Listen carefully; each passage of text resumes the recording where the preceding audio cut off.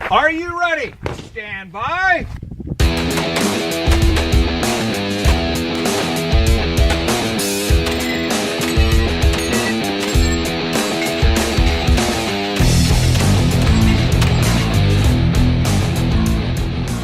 Welcome to the 3-Gun Show, brought to you by Armalite. This is episode 155, and I am your host, Dave Hartman. My guests this week are Niki and Aaron Hayes of Hayes Custom Guns, and we discuss the Northern Ireland Shotgun Championship. But before we get into the interview, I want to take a minute to thank the 71 people that are supporting the show via Patreon. Thank you. Since starting the Patreon a couple months ago, I'm overwhelmed at the support, and I absolutely appreciate it. It's allowing me to do stuff and make plans that I haven't been able to make prior to this. So thank you. For those of you that aren't aware, Patreon is like a crowdsourcing for ongoing creative projects like the 3-Gun Show. There are multiple levels, and they start out at $1, each with their own reward. So it's on a monthly basis. It's kind of a subscription service.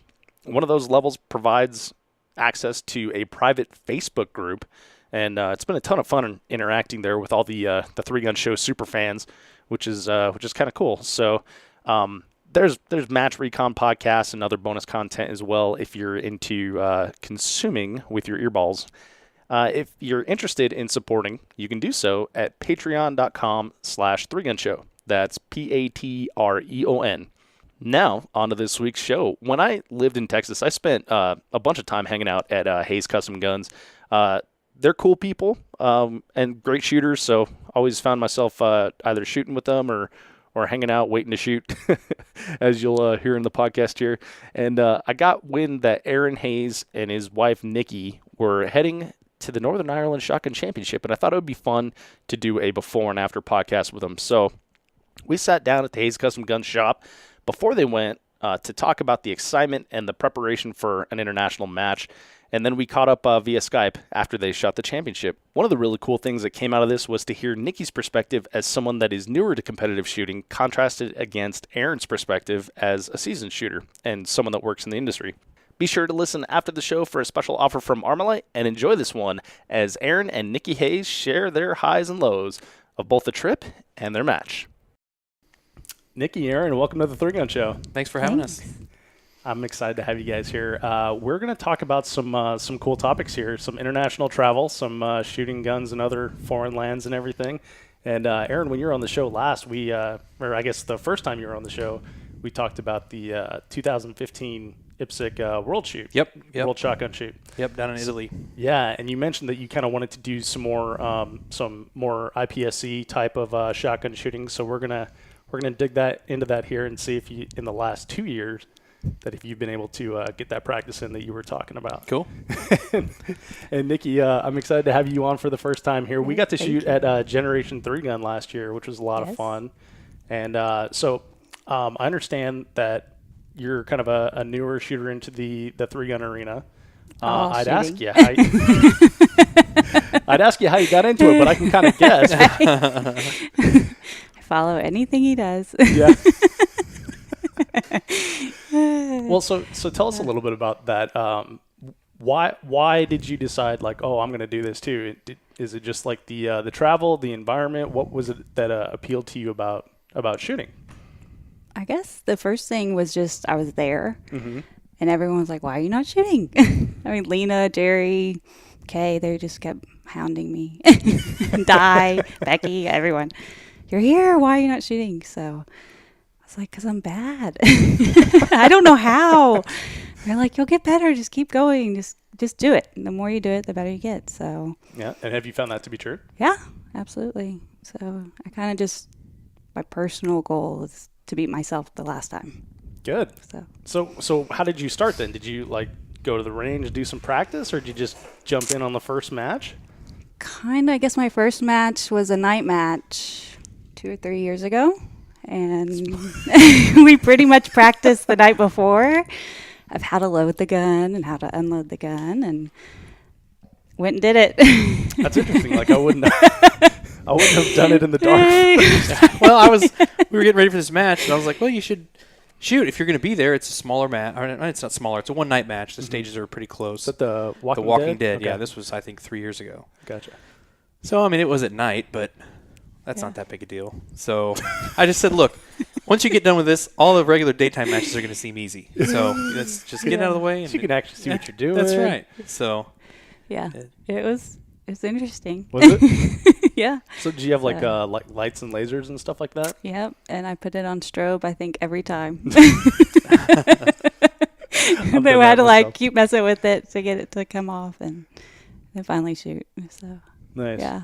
So then after that first match, was it like you're hooked, or is it like, Yeah. this is kind of cool? I mean, I was pretty hooked. I knew I needed to practice more and just had no fundamental basics whatsoever. I feel like the Hayes crew is just naturally knows how to hold a gun and knows how to stand, and I knew nothing. So didn't grow up with guns or around guns. So Yeah. all new.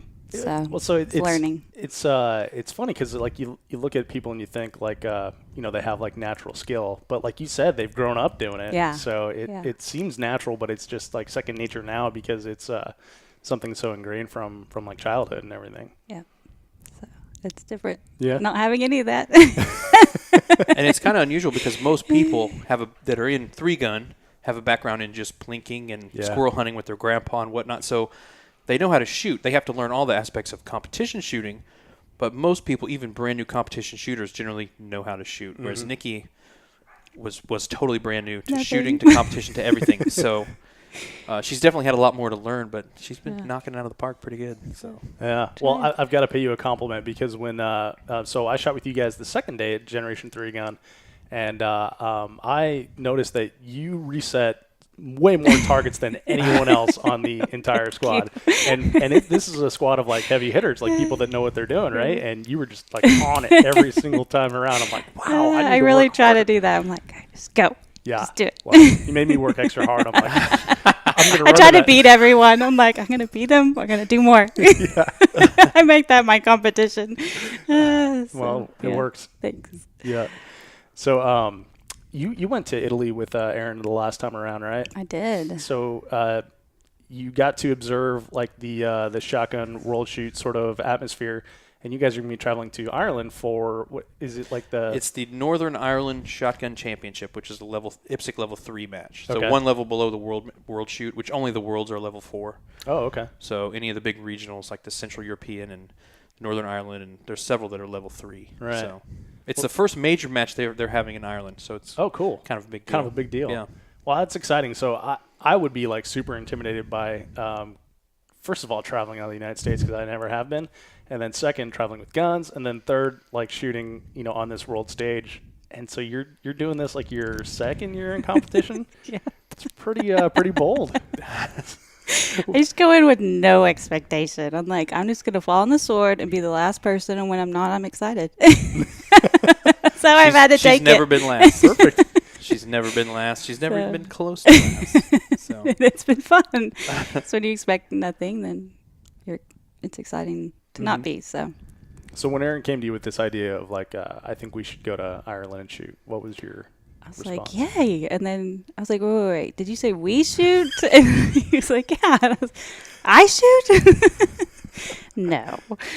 But then I was like, okay, why not? And Josh Kinney from the UK, he was like, yes, you need to shoot. You should come shoot. So Yeah. he has high expectations for me, which I'm like, don't put that on me. I don't even want to know. Well, so Josh was here just a couple weeks ago, right? He Josh Kinney's from the UK. He was the junior champion, right? He was the junior champion in standard division at the World Shoot in 15 and 11th overall in standard. Yeah, so kind of a big deal, right? He's good. Now, did you guys get to go out and do any sort of practice when he was here for like the different type of shooting that's going to be? Tim and I got to do some. Yeah? We kind of worked more on fundamentals of how to hold a shotgun, how it would be better, loading, stuff like that. And did a few drills, but didn't get to actually practice IPSC style. But he was like, you'll be fine. And I'm like, okay, can we go over the rules one more time? So, Yeah. Well, the rules are an interesting part of it. Like they differ quite a bit from from what we're used to in three gun, probably a little bit more disciplined as well. Yes. Can you give us like some examples of the differences? They're much more comprehensive in terms of there's a rule for everything. Whereas in three gun, it's kind of like if the rules don't say you can't do it, you can. It's not that way at all with IPSC. So there's a rule that they try to cover every single thing with a rule. And one thing in foreign countries, and a lot of this is because of the laws in the countries where the matches are, is where the muzzle can go. In fact, if you go on a buckshot or slug stage at most shotgun matches outside the U.S., if your muzzle goes over the berm, it's a match DQ. Oh, wow. Yeah. So, of course, when Americans go shoot, that's quite of a culture shock. A lot of match DQs. Yeah. So in Italy, they were a little more lenient because of the backdrop behind the range and stuff. So as long as you didn't go egregiously over the berm, you were good. But from what I understand at the World Shoot they had in Hungary in 2012, they were really, really strict on muzzle angles, and a lot of people DQ'd because of it. So that's one of the biggest differences. A lot of countries will only let you handle guns on the firing line. And that was like in Italy included. Like we couldn't even have match savers on our guns on the racks. Huh. Like you could walk up to the line, and then you would load your gun, put your match saver on, and then shoot. And as soon as you were done, showed clear right back in the bag. So it was illegal for the guns to be on the racks with a match saver. Oh, wow. So it's just little things like that. Yeah. You know, we're so used to just roaming around, and major matches outside the U.S. also, the shooters don't reset targets. So in Italy, they had the whole stage fenced off, and they would call your name. You walk up there and come back. And so it was, for us, you know, we were just kind of roaming around everywhere. And up several times I caught myself starting to walk down range, and somebody start yelling at me. Oh, No. Go walk a stage or something like that. Or be near the guns. I mean, if you're not shooting, you can't even be near the guns. Oh, So, really? yeah. So how, do they carry them for you? Do you have like You caddies carry or them in something? bags, put them on the rack, and then turn and walk away. Oh, okay. So it's how it was in Italy. And that can vary by country, but Gotcha. I think they're all pretty similar. The only thing you can do with that gun is sports shooting. So if you're not on the line with the gun in your hand ready to shoot, you're not sports shooting. Oh, yeah. weird. So Interesting. So then does that change like the way you would practice for this at all? not so much practice for the actual shooting part, but you've got to be a lot more aware of your gun handling and just where you are and what you're doing with the gun when you're not on the line. It's kind of like USPSA multi-gun nationals, not so much in the last couple of years, but a few years ago, had a real bad reputation for people getting DQ'd for gun handling violations, you know, unbagging guns in the parking lot and stuff. So it's kind of more that kind of thing you have to focus on, or that I'm going to be focused on, because I don't want to go all this way just to get DQ'd for something that I didn't even do while I was shooting. You know, if I break 180 or AD or something, I earned that one, but I would hate to get just a little ticky-tack DQ for being careless with my gun in the parking lot. So what about with like muzzle over the berm type thing? with birdshot, it's generally, they call it a 90 degree because technically it's 90 degrees left, right, and then up. Right. So I've always wondered about the 180. sometimes when they hear us say 180, like Josh didn't know what we were referring to at first because he's used to it being called a 90. So, but with birdshot, it's generally 90 degrees in up, down, or up, left, and right. Oh, okay. And there's no slugs or buckshot in this match. Oh, okay. Because in Northern Ireland, the getting ammunition in is fairly difficult. So they wound up only having birdshot in the match because of how hard it was going to be to bring slugs or buckshot. Interesting. So now, do you guys have to ship your ammunition out there? we are actually going to get ammunition once we get there. Oh, okay. So Josh is lives near London. He's arranged for us to get ammo. I'm not sure if he's bringing it from London or if we're going to get it at the match, but he's got ammo arranged for us. So I'm not sure what it is. Hopefully we'll get a chance to shoot. So that was one thing that you and I talked about last time. So if people haven't listened to the first episode you were on, Aaron, it was number 36, and they can check that out at 3gunshow.com.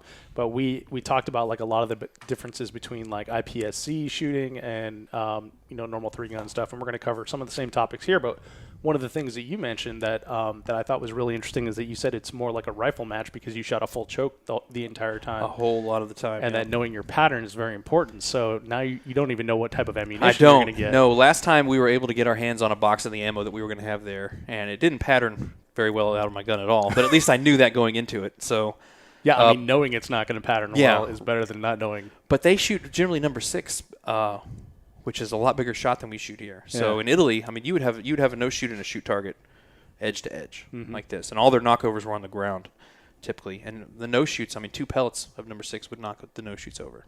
Oh wow! And we'd have these targets like 15, 17 yards. Yeah, so I'm aiming 8 inches off a shoot target, to hit it without hitting the no shoot also. And so yeah, that ammo just didn't pattern well in my gun, and I'm pretty sure it's going to be number 6 that we're shooting here too. So I'm going to take a whole bunch of different brands of chokes, and hopefully we'll get a chance if they have a test range to see. But if not, then I'm just going to put the full choke in and just start working my way out. Hope for the best. Yeah, right. Yeah. Awesome. Well, so that's one challenge. How about like actually getting your firearms over there? Well, we're actually. I was dealing with that this morning, actually. So, the Northern Ireland is a part of the United Kingdom, and United Kingdom issues a visitor's permit. It's very, very difficult to own guns in the United Kingdom. You have to have a permit for every single gun. Only you can possess it. Like if I were to go there, I couldn't even technically pick up someone else's gun and shoot it while I'm at the range. That they're the only one that can have it, and that's it. So we've got visitors permits from the UK and Northern Ireland for our specific guns, and those also authorize us to bring in or buy a certain amount of ammo. But Josh brought my permits for my UK permits when he came over, and he handed them to me right as we were leaving to go to the matchup in Missouri, and that was the last time I've seen him. Oh no! So we've been rearranging our flights to where we're flying directly to Northern Ireland instead of going to London, because I've got my Northern Ireland permits, so I can get into Northern Ireland. Oh, okay.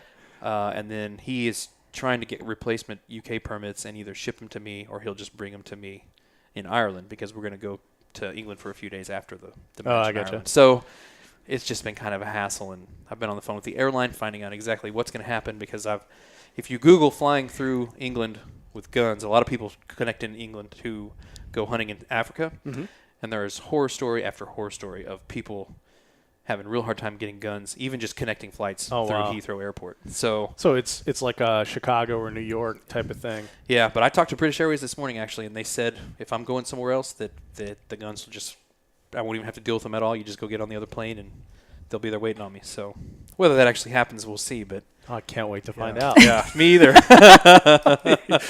You're probably more interested in that than I am. And then in Italy, at least I could borrow a gun, but in Northern Ireland, in the United Kingdom, from what I can tell, it's technically a violation of the law for me to borrow a gun, even if the guy who owns it is standing right there. So yeah, that's Colorado too.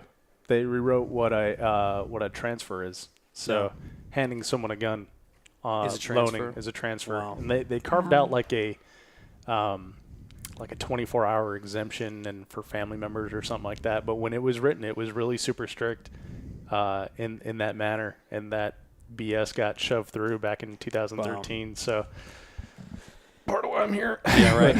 Well, welcome to the land of the free. Thanks, buddy. Josh was pretty blown away when he got here. Yeah. About just how freely Garrison picked him up from the my buddy Garrison works down at the airport, so he picked Josh up because he landed about 5 o'clock, and I'm sure Garrison's truck was full of guns. Then he gets here, and we've just got guns.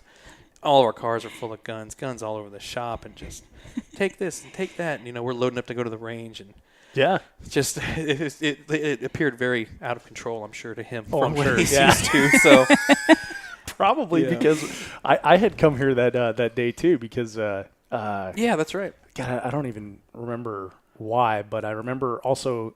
And the guys are going shooting, Dave, and I'm like, okay, I'll be there. I don't even remember what the original purpose was, but got to go to shoot at the range with Josh, and super impressed when Steve handed him a pistol, and he's like ringing this plate rack at like 20 yards, just ding, ding, ding, ding, and Ben's like, yeah, he can't own a pistol. He's never shot a pistol. I think he's never shot a pistol. So their pistols have to be a certain overall length. Mm-hmm. So they'll put like a 14-inch threaded rod of steel into the back grip of the pistol to make it, it's just got a piece of steel sticking out of the back this far. So anything but a 22 has to have that. So I mean, he's handled them. But he's also 19, right? He is just turned. He's probably not old enough. I'm not sure if the pistols. Well, I'm not sure on that, but. He came last year and shot the Area 6 multi-gun match down in Florida with me. And he was here on vacation with his parents and just messaged me and said, hey, let's shoot a match. So that one they were in Florida. So we flew down and then went and picked him up. And, I think that was the second time he'd ever shot a pistol. Got it. So he was screwing with me, saying he'd never shot one before. And he got 9th at the match. That's incredible. Using all my stuff. So then here, I think he went and shot one pistol match in Europe since then.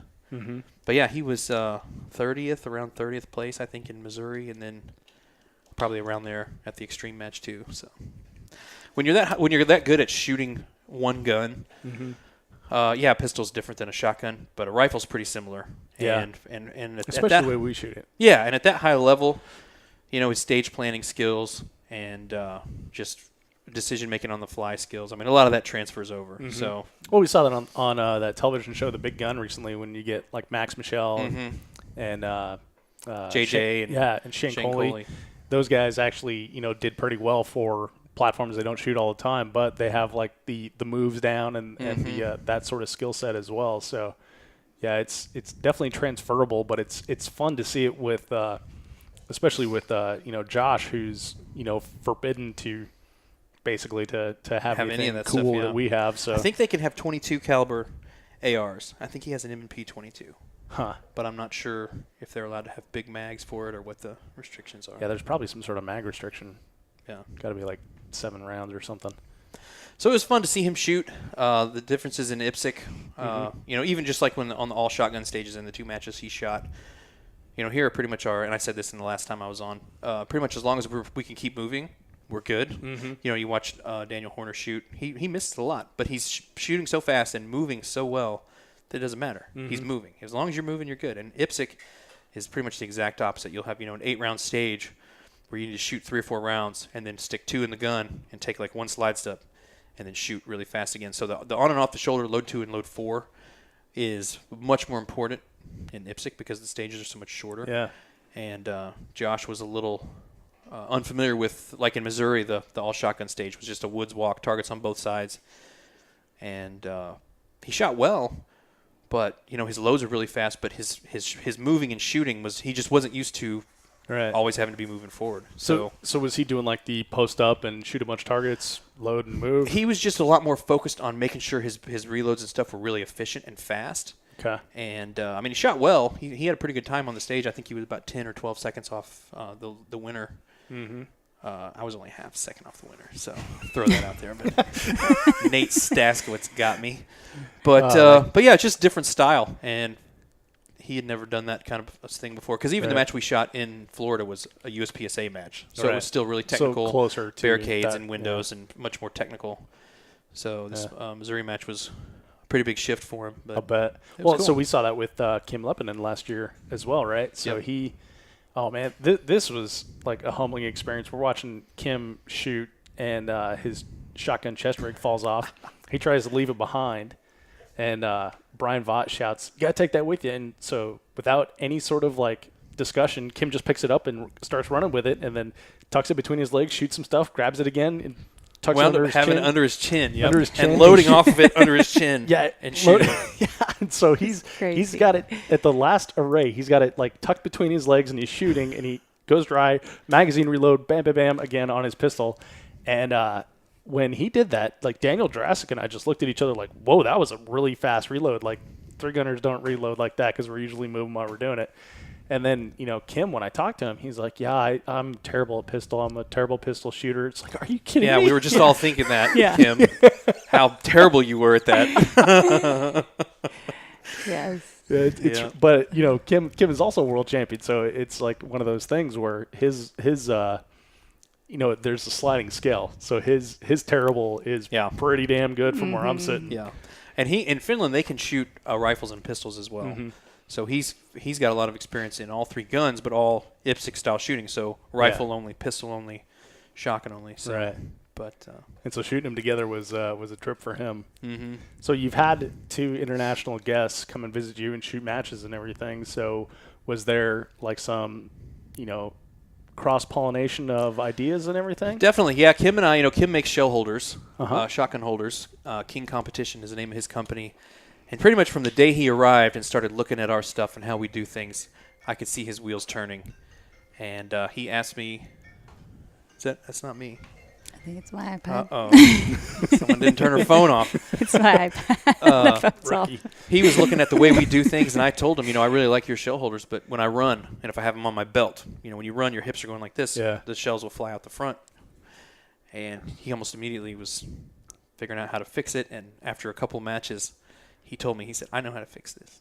I know how to fix it. And they've just released their Gen 5 Yeah, I saw that. shell holders with the spring-loaded rods. Saw that. And so It's he's a very clever idea. It is. I should have one pretty soon. I'm hoping to have it in time to take it to Ireland with me. Oh, cool. But yeah, it's cool. So we definitely talked a lot about what he can do to make his products more usable here, and then he saw some of the stuff we do, and is going to take that back and apply it to what they do. And so yeah, it was very cool. Yeah, so it's interesting to have like that sort of exchange of ideas, especially for like competition shooting, which has kind of like traditionally been separated by Giant Ocean and all that, different rule sets and everything. So, do you see like a world shoot, like a 3-gun world shoot? I think it'd be great if there was. I think that Europeans who tend to travel more, like Josh, him and his buddies from England, they travel all over Europe shooting. Yeah. Even for just 1 and 2 day matches. So I think if we could get more international shooters to the U.S. to experience 3-gun, they would love it because it's awesome. It's a totally different game from what they're used to. It's a lot more free form and just kind of wide open. But it would also expose them to what's possible. I was just actually listening to the episode where you had John McClain and Eric Graffel on talking about 3-gun in France. And if I think a lot of people that are in their single gun, and in a lot of countries the only gun they can shoot competitive mode, if we can kind of open their eyes to what's possible and what other people are doing, it might help them create some change in their home country. Like Eric was talking about how he just went to him and said, look, here's what we do with rifles and shotguns, and now they can use them for sporting purposes. So, which is amazing. I was shocked when I heard him say that. And I was just like, what? That actually happened? That's amazing. I know. Isn't that so exciting? And then everyone jumps on the bandwagon to make sure that they demonstrate a sporting purpose. Yeah. Like immediately. I mean, I was really, really believe that. happy and encouraged to hear that. So it kind of makes you think there is hope. But I think if we could get more guys from that game over here and expose them to that, I think it could be really fun for them to have something new to take back. And I think if more Americans were exposed to true IPSC-style shooting, a lot of people bag on it, all the rules and all, it's so this and that. And it's really fun. It's something different. Just fear. And they don't like getting beat. Yeah, exactly. They're afraid of getting beat. That Shotgun World Shoot was an ego buster for a lot of people. Yeah. And I had no expectations going in. Me and Nate were the top 2 Americans. He was in standard division. He was, I think, 20th, and I was 24th. And it was a real kick in the teeth the first couple days, just because you don't with the hit factor scoring and the speed of everything. If you have an 8-round stage and you have one miss, sometimes it's better to just leave that target than to shoot at it again. Really? Because the time is more expensive than the points you're not getting by not hitting the target. I mean, some of these stages are 4 or 5 seconds long. Well, and that's one of the reasons I really like shooting 3-gun too, because there's not like the the complicated math sort of thing for a hit factor and everything. It's very plain. There's 2 hits on the target and you move on type of thing. Yeah. So. Yeah, the shorter stages, I'm not crazy about them, but there's that match in Italy was 30 stages, so there's a whole lot of shooting. Even though it sounds 8-round stages, that's so boring and fast. I mean, well, there's 30 of them. So, yeah, exactly, and only half of them were that short, and then the rest of them were all longer. So, but the other thing was walkthroughs, 3-minute walkthrough. Like you show up and like I said, they had the whole area fenced off. Here's the stage, and this is as close as you can get. Right. Until they call your squad, they call the roll, and they start a 3-minute timer, and basically everybody runs through it twice, looking at all the targets, and then it's time to shoot. So Josh and Kim were like, thought they died and gone to heaven when we show up at Blue Ridge a day early and spend 6 hours walking stages. And of course, their stages are much less complex than ours. There's no way you could shoot Blue Ridge with a 5-minute walkthrough. But so yes, that's a big difference. Being able to quickly see things and absorb a plan and come up with not necessarily the best plan, but the best plan you can come up with in 3 minutes. Yeah, is a skill as well, because those guys are able to make decisions about what they're going to do. Just they see it and they know what they're going to do, and they don't spend 30 minutes taking notes and looking at different options. And you just got to see it and shoot it. So yeah, and so that's a skill all in its own as well. I've done the whole go walk a stage. You're there for like 30, 45 minutes, and you go walk 3-4 other stages, and then you come back to that one and like, did I get this right? Yeah. You don't have that opportunity when you only get 3-minute walkthroughs. So yep. And there's a bit of a competition inside the competition, which is getting ideal positions or seeing targets in walkthroughs, because it's quite a bum rush to get to all the harder shooting positions in some stages, and I wouldn't say we almost came to blows, but I wasn't far from coming to blows with some Ukrainians who will remain unnamed a couple different times. So you gotta not be afraid to throw your weight around. Unfortunately, these guys were way bigger than me. So, but yeah, that's like the only little match within the match is getting maximizing your walkthrough time. And nice. If you hesitate, that it's like driving in heavy traffic in Houston. If you hesitate, that gap is gone and you're just stuck. So.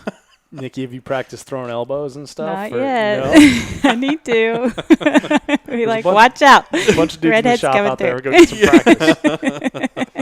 some practice. Yeah, so that's an interesting thing, and I found like with USPSA is my only frame of reference because I've never shot any IPSC, but people are a lot less helpful with stage plans, and so I can imagine like in IPSC, especially when you're talking about a world shoot.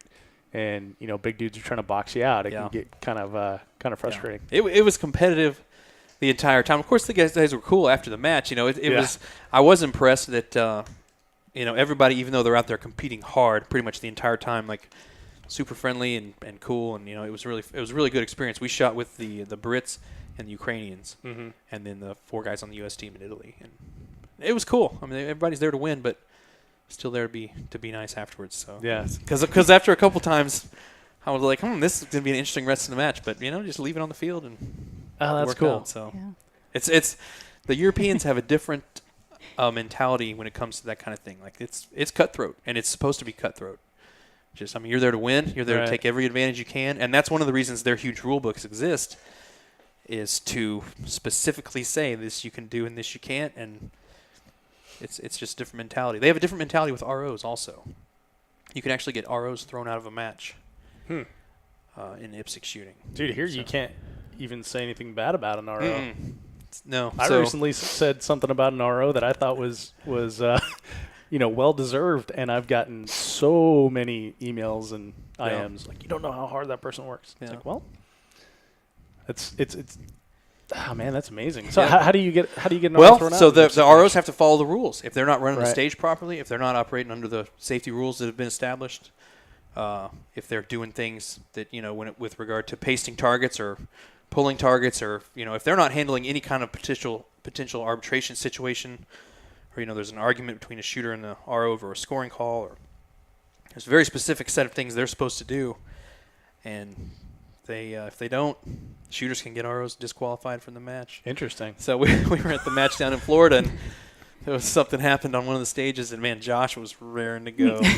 I was like, easy boy, easy. We don't do that here. This isn't IPSC. We're just gonna have to let this go. So I'm not. I wouldn't say I'm hoping for something like that to happen while we're in Ireland, but if something did happen, I wouldn't be sad. He would lawyer his way through it. Oh man.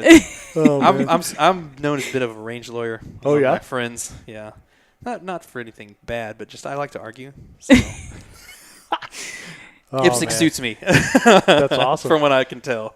I'm not that way on the range, but like if we're out, like I'd like to watch a fight from way over here. Like I don't want to be in the fight, right? But I'm like down to see some cool stuff happen. So yeah, if there's someone getting tossed, I don't want to be the one to instigate it, but I'll be over here watching and listening. Try to video for you. Yeah, exactly. But a lot of people would take that as a bad thing, that you can get ROs disciplined or DQ'd or whatever. But I mean, it's as far as the integrity of the match goes, it's great because they should be held to the same standard that the shooters are when it comes to safety, when it comes to making sure things are done consistently and in a way that everyone knows it's going to be done a certain way. Right? Mm-hmm. You don't want to show up to a stage and have something happening and then it's different on the next stage. Yeah. And, of course, some of that's, beyond your control. Like all the time in a lot of matches we shoot. We even had it at the extreme match, a couple instances where things were being done a certain way and we didn't know about it. Mm-hmm.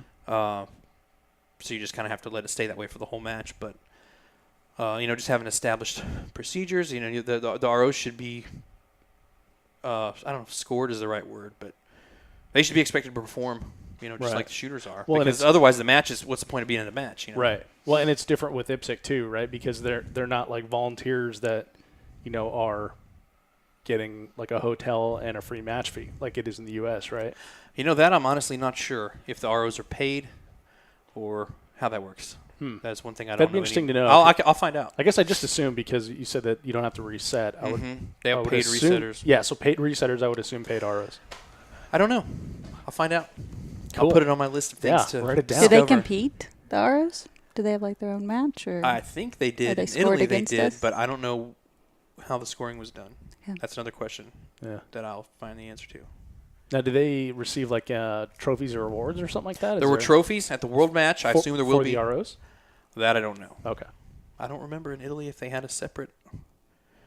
I know, like for our extreme match we just had, we have all of our ROs are scored separately, Right. and we have their own prize table and awards. But we did that privately, separate from the main match prize table because, that takes too long anyway. So, so that's a good question. Yeah. Well, and so speaking of awards and prize tables, so with IPSC they don't have prize tables, right? Because correct. Most of these items you can't just give away. Yeah, it's much more of a well-to-do sport in every country but the U.S. Just because the barriers to entry are so high. I mean, in England you have to be a member of a gun club. Yeah. Well, every gun club has a 2-year wait list. You can't even apply to own a gun until you are a member of a gun club, and then it takes months and months to get the gun. So it's a much more exclusive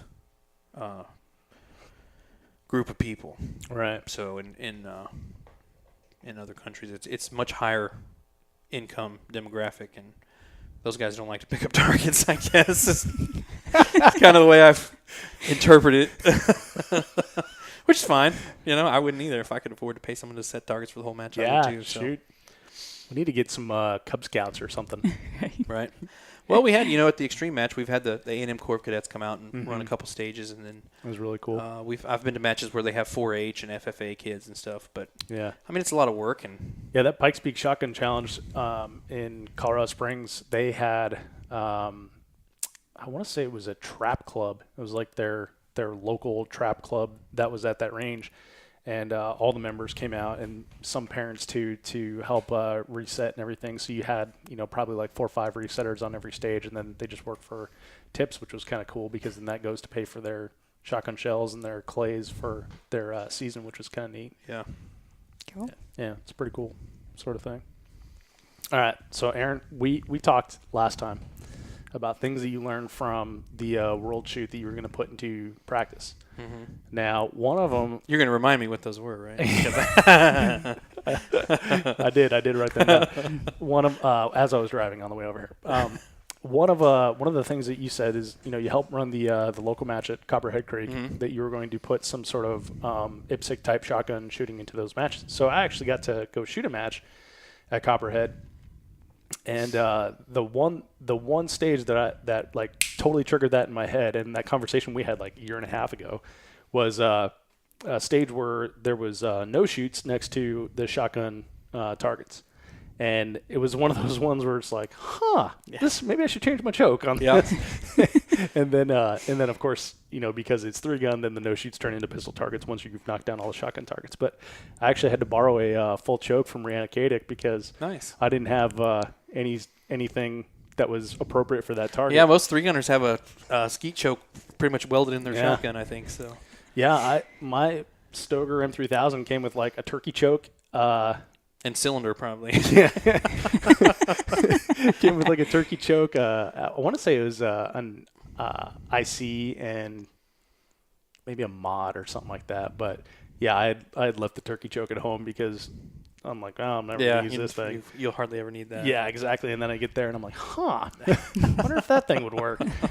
But so I did notice that particular thing. Cool. You weren't actually there at that match, but is that something that you did put into action? It is, yeah. In our club matches out there, I try to introduce more technical shooting in and out of walls. Use of barricades, and that was something that I really found fun about IPSC style shooting was the movement. It really makes you focus on efficiency of your movement. And if you're 6 inches out of position, you might miss 2 targets, might never even see them. Mm-hmm. So if that's in 3-gun, I think that can make 3-gun more fun. And our phone is ringing there. Sorry about that. That's okay. This is a place. Somebody wants to buy a gun, they can call back. There's action. You got people for that. That's right. Okay, they got it. So yeah, I think that having that element in 3-gun kind of ups the fundamental skill level required to excel. And it's another different challenge. People that take you got two groups of people kind of that shoot 3-gun. The guys that are just there to have fun, they do it with their buddies. It's kind of like going out playing golf and, drinking some beers while you play golf. They're there to enjoy themselves. Then you got the guys that take it seriously.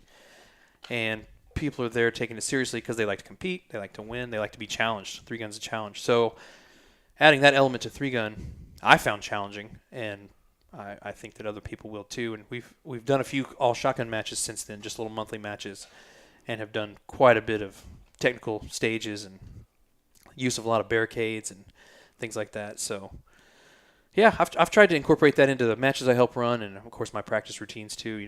That quick 2 shells on the move, right? Slide stepping and watching Josh shoot and watching some of his videos. He's got a pretty decent following on Facebook from all of his reloading videos, and so I generally watch all the videos he puts out and kind of see what he's working on in practice and see if I can see the things he's practiced in his videos at home on the range when he's shooting a stage, and try to kind of focus on those things. And that quick slide step reload, I actually just saw a video he posted this morning of him getting ready for this match in Ireland, and he's basically taking 2 big slide steps and loading a quad across the room.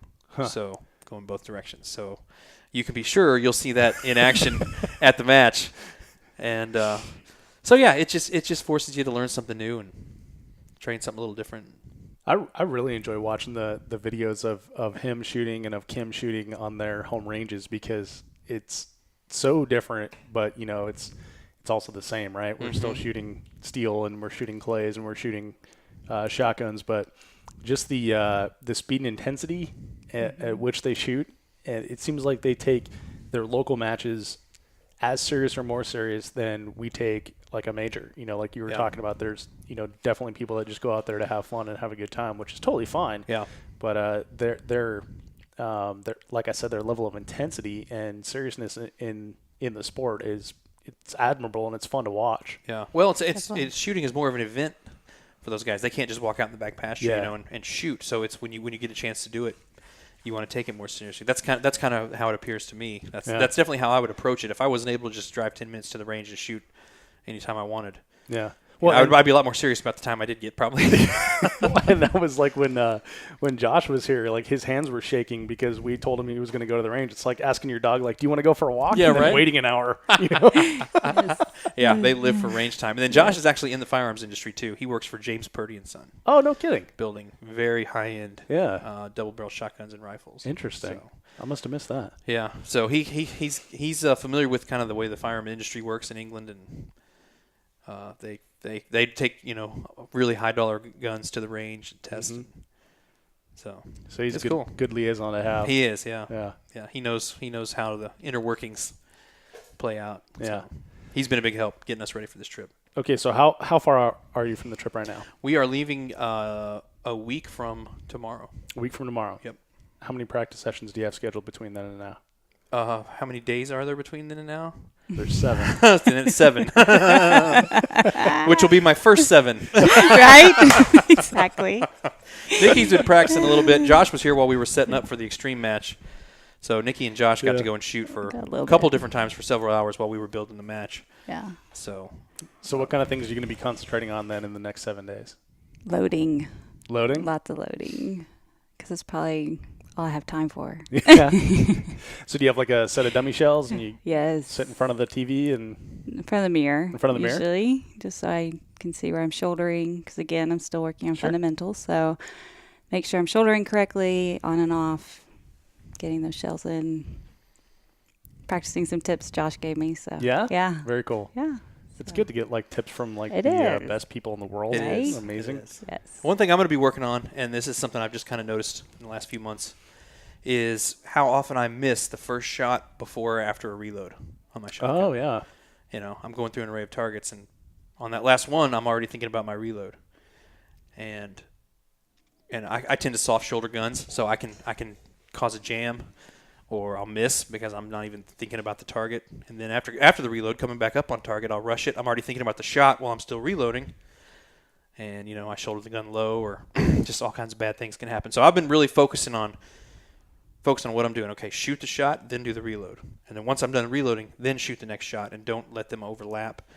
Because in this IPSC style shooting, 8-round stages, that could be a lot more damaging to my score than it would be in a 60-second, woods walk where I can make up shots. Right. As long as I'm moving, I'm good. Yeah. Right? That one missed shot, if you don't get a good mount on the gun and shoot over, could be huge points. Yeah. So. Well, and then, like you said, in the woods walks, when there's blank space in between, you just run harder. Exactly. And now you're making up time over like half the pack who's going to be jogging that sort of distance. So. Yeah.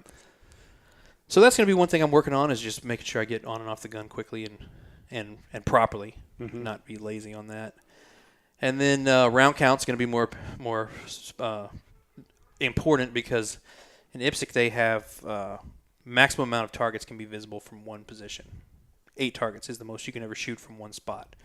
So it's a whole lot of shoot 2, load 2, shoot 2, load 3, shoot 4, load 6, because you shot 3 when you only loaded 2 before. So keeping up with your sequence of loads can be a lot more important. Just because you don't have get lost. I don't count well. In 3-gun we load 4 on the beep and we shoot all these targets and we just start running and load it up and then shoot till it's empty and match saver and then keep going. Whereas can't here, get any more in there, and then you just drop them on the ground. It's going to be shoot 2, load 2. Don't need those. Yard sale. Yeah, pretty much. So yeah, just keeping up with how many rounds are in my gun is going to be more important. Because again, in those shorter stages, that one match saver could be a match killer. On a 6 or 7 second stage, a match saver is, a good portion of the time, percentage-wise. Now, is match saver something that you either count on or practice for? Some people in their stage plans will use a match saver in the plan if it calls for it. I've been known to do it a time or two, but I try to avoid it just because if I have one miss, then I'm port loading from the belt, right? And that's not good. No. So I try to avoid that and use it for what it's intended for. Sometimes I'll use it to hold an extra slug. Like, if I don't want to have space on my belt for dedicated to extra slug shots, but I think I may need one, I'll throw a slug on the match saver. And so at the World Shoot, they didn't mix loads. Nope. And this one's going to be bird only. So you're not going to have to worry about those type of situations. That's more of a 3-gun issue. And here's a little aside something I learned almost the hard way. I used to leave a shell on my match saver. And I'd lock my bolt back on my shotgun, put it in the bag. One time I took my gun out of the bag, and the round had come off my match saver into the bolt, and the bolt dropped and chambered the round in my bag. Wow. So always take the round off. Completely clear your gun of ammo as soon as you're done with it. Don't leave a round on that match saver, because the gun was totally loaded. It was on safe, luckily. Yeah. Or not luckily. I always put the gun on safe, but we were down to the last layer of safety, which was the safety is on it with the gun loaded in the bag. So that really unnerved me. Yeah, I bet. When I laid the gun on the table and went to lock it back, whoa, a round just came out. So it took me a little while to figure out how it had gotten in there. And it was actually when I was putting the gun back in the bag on the next stage, and I was going like this, and I saw the bag touch the match saver. There it is. It went right in there. It worked exactly as it was intended. Good placement, but yeah. So get that round off that match saver. Wow. Okay. If nothing else, it'll save you from a DQ when you walk up to the preload table and rack a round out of your gun. Yeah, no kidding. They don't generally like that. So no. Yeah, I've often thought about that as well, and I find myself just putting the bolt forward, but it's probably a better idea just to take that round out of there. Or chamber flags are ideal. Yeah. But those are easy to get lost. And, yeah. I'm lazy, so I lose more chamber flags than I've ever owned. I don't know how it happens, but okay, so got a week. What sort of admin things do you have to do other than find your permits? My permits, huh? How about giving up on that at this point? But just kind of making sure things are caught up at the shop here before I leave. Yeah. Making sure I'm going to take some ammo with us. We can take 11 pounds each of ammo, which I'm not sure how many shotgun shells that is, but I'm going to try to take at least some ammo that I know where it hits. So at least on the stages that have tight no shoots, all right. I've got ammo that I know I can depend on. So good. Now, last time you mentioned that a lot of guys had 10-round tubes that were flush with the front, so they're easier to wield in and out of ports and stuff. Have you made that adjustment, or I have not. You're just going to go with the I'm going to stick with the 12, yeah. Okay. So that's what Josh shoots. I've relied on him for a lot of questions that I have about the match and what I should prepare for and stuff. So he shoots a 12. I'm probably going to miss. So I'm going to need the room to load extra shells. So Niki's shooting a gun that she can run 10 or 12 pretty easy. So once we look at the stages, we may. Which I just got last week. Nice. She's shooting a new gun. What are you shooting? Benelli, of course. Awesome. Yeah. Okay, so final thought, and then we're going to wait 2 weeks, 3 weeks, whenever you guys get back, and we'll do it again. But for the audience, it'll be instantaneous. Like we time traveled, it'll be amazing. Sweet. Nikki, final thought. What are you most looking forward to, or what are you most nervous about? What are you thinking about the match? Most nervous, probably just not hitting all the no shoots. I think about that all the time too. They're all so next to each other. I'm like, oh, that's gonna be really fun. And if I do, probably by the last stage, I'm just gonna try to hit them all. Just go for it. No, and then just probably most looking forward to just the people. I love traveling and just seeing the people and the way they do everything. Mm-hmm. Whether Have it's you been to Ireland shooting. before? No, been to London, been to Exciting. UK, but not to Ireland. So that'd Cool. be fun.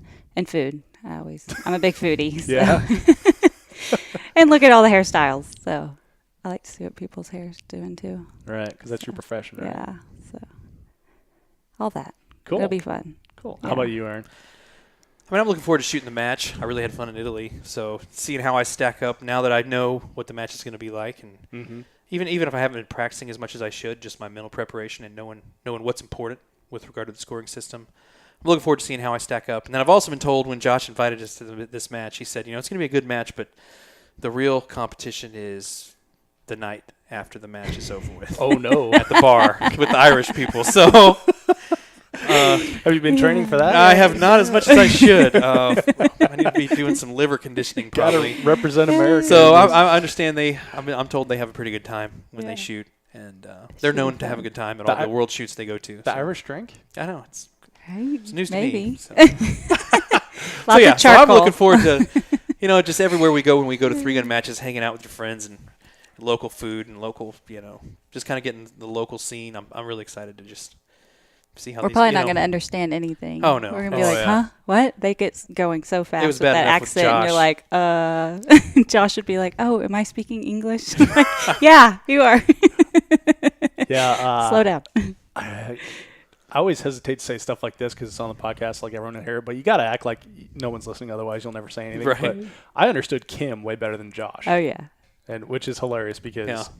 English is Kim's second language and supposedly Josh's first. So Yeah, he speaks so fast. yeah, he Very does. fast. And at first I would try to pretend like I know what you just laugh or whatever. But finally I was like, what? No, I'm sorry, I can't understand you, bro. Just you're gonna have to say that again.